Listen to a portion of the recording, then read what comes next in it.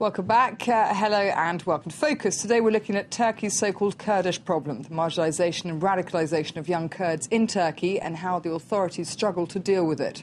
Proof of just how volatile and fragile this tinderbox of tensions between ethnic groups in the country came earlier this month, when deadly clashes erupted between Kurdish groups and nationalist factions in the heart of Istanbul.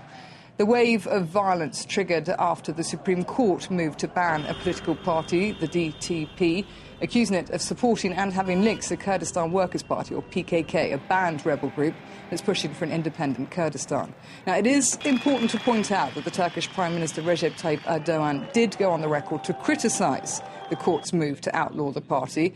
And in recent months, Erdogan's government has made significant steps in mollifying, in offering an olive branch to the Kurdish minority, estimated to make up to 20% of Turkey's population. But this is a conflict, of course, that has spanned some 25 years, and it's claimed over 40,000 lives. So, have the recent clashes shot down any hopes of reconciliation in the country? Does the outlawing of the DTP instead mark a distinctive step back in attempts at national unity? These are some of the issues that I'll be discussing with our correspondent as well as our in-studio guest after we've watched this report. They call themselves the Peace Group, Kurdish refugees including a number of former PKK fighters. They returned to Turkey from Iraq 2 months ago in response to the government's efforts to solve the Kurdish issue. But since their return, their hopes of peace have been diminished. We did not find what we expected when we returned in Turkey. The only positive thing is that none of us have been arrested and we can express ourselves freely. But the violence and the oppression against Kurds continue in the region.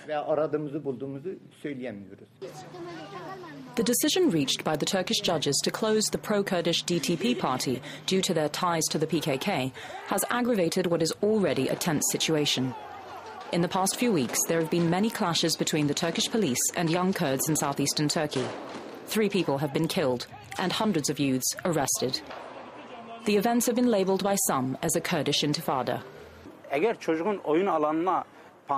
If young people are faced by tanks, uniforms, tear gas and truncheons in their playgrounds, then obviously they will react emotionally.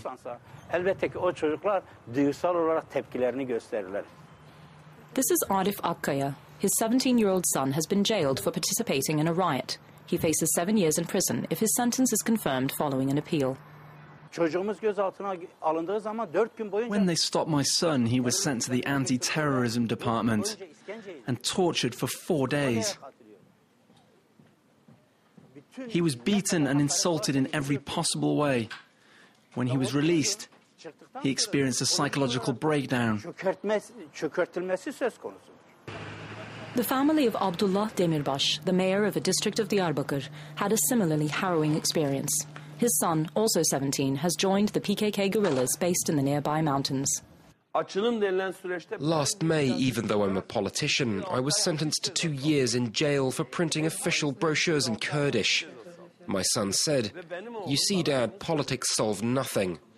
If they did, you wouldn't have been found guilty." And on May the 30th, my son was gone. My son didn't have any problems. He was well educated. He was involved in the theatre. His situation is an example of the Kurdish tragedy. Despite the efforts of the government to reach a breakthrough in the Kurdish issue in Turkey, the PKK's call to arms has been too strong for many young people to ignore. Until more concrete and lasting solutions are found, the mountains will continue to fill with the youth of Diyarbakir. OK, well, that's the report, which I will be discussing with our in-studio guest, who's a political analyst, Ali Kazansigil. Good morning. Thank you very much for taking time to talk to us. But first, let's go to our correspondent, Dorian Jones, who joins us now live from Istanbul. Dorian, if I could ask you then, one development since, obviously, that report was made was that the Kurdish members of parliament have decided actually not to boycott parliament. They will be attending now. So this, obviously, quite a significant development. It certainly is. The decision has seen a break in the escalating ethnic tensions and violence across the country. Up until that decision, there were daily protests and clashes between Kurdish protesters and the police right across the predominantly Kurdish southeast, and those clashes were even spreading to Turkey's main cities in the west. Following that decision, things do appear much calmer, and it has put a brake on those escalating tensions. But it is being seen and being described as a window of opportunity for the government to push through its reforms, which it declared its intentions to end this conflict. But it is only a window, and everyone now is seeing what the government will do.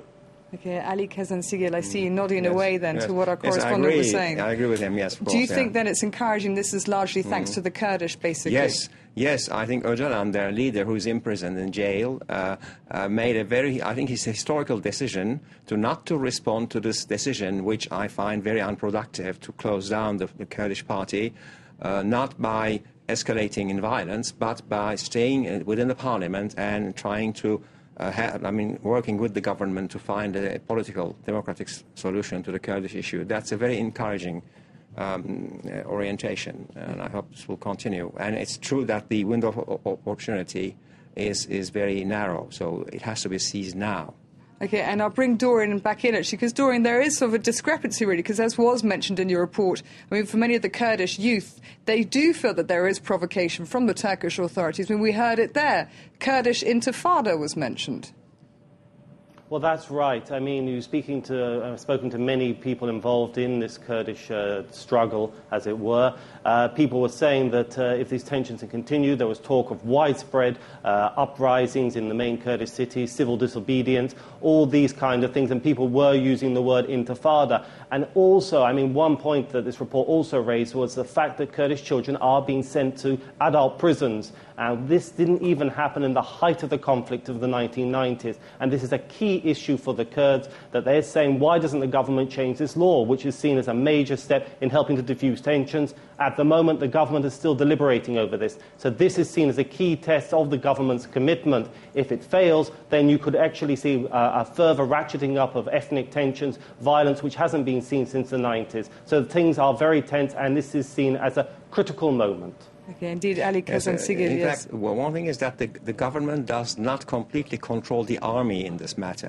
Sometimes the army takes initiatives and so in repressing the Kurdish populations. But what is to be seen is that the Kurdish stance now is a challenge to the Turkish state. I mean, if they don't seize this opportunity, then the country will split, because Kurds are 15 million in Turkey, and they consider themselves as a foundational element of the republic. They fought the independence war together with the Turks in 1920s. So the country will split, and you cannot control 15 million people against you. And what is a miracle, after 25 years of war and 40,000 casualty, still 65% of the Kurds, according to an opinion poll dating from 3 weeks, 65% of the Kurdish citizens of the Republic want to stay in the Republic.